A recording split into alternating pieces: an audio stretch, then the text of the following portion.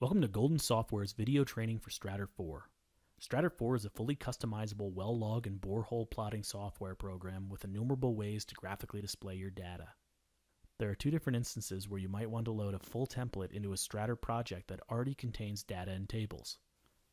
In this demonstration, I will explain how to load and use full templates when your data is loaded into tables in your Strater project that have the same name as the tables your template is looking for to create your logs.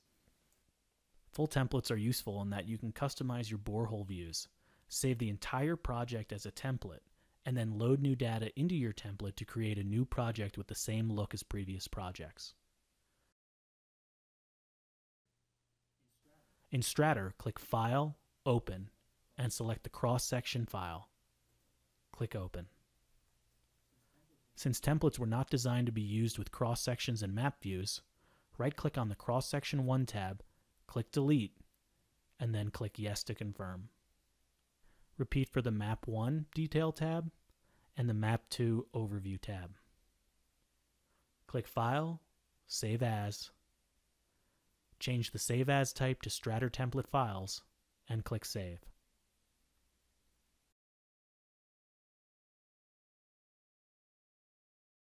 Click File, New, Project to open a new Strater project. Click No because you don't want to save the changes to cross-section. Click File, Open, and choose Same Table Names from the sample directory. Click Open. This file contains our 4 data tables that we want to use with our template to display our borehole logs.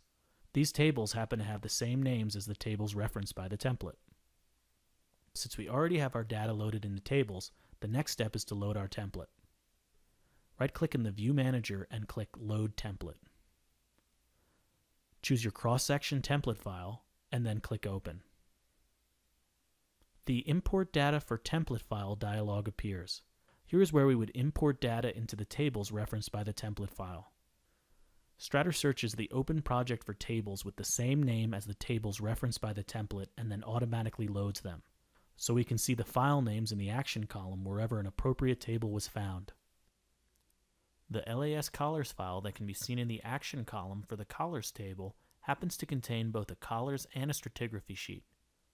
Because the file does not have an exclamation mark with the sheet name at the end, we know that both sheets are being loaded, so we do not need to click the Import Data button for the stratigraphy table.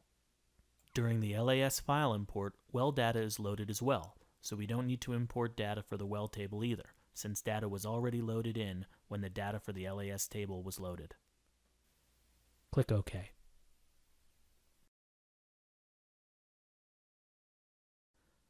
Now that our template is loaded, we will make the necessary adjustments to ensure our borehole view is pulling data from the correct location.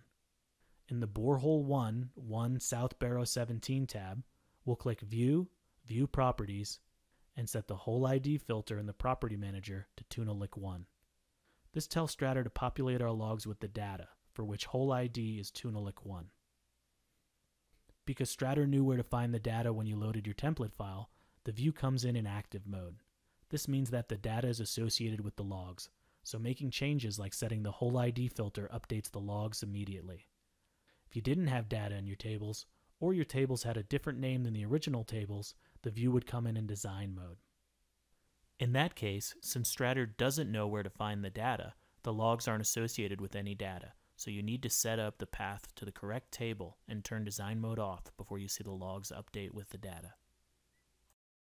This concludes the video training for different ways of loading and using full templates when your data is already loaded into data tables with the same names as those referenced by the template.